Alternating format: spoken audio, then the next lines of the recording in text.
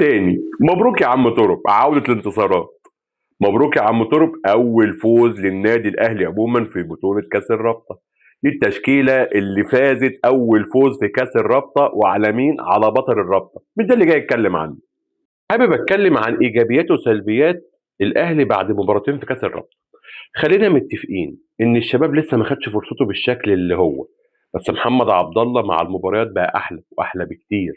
كمان طاهر محمد طاهر بيأكد لي مرة أو مرة لأ، فيا ريت يا أبو طاهر بقى تثبت كده على الكواليتي بتاع التهديف اللي أنت عملته قدام سيراميكا والأداء مجملا.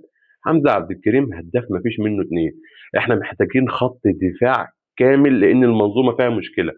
فإحنا كامل دي بقى ممكن بالشباب، ممكن بتعديل مراكز، ممكن بتعديل خططي، على يستر بالاستفادة من 5 مباريات مستمرة. يا ريت أنت بقى تكتب لي في الكومنتات شايف إيه الإيجابيات والسلبيات حتى الآن. خلص الكلام.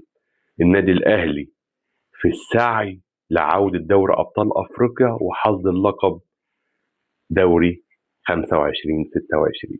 سلام.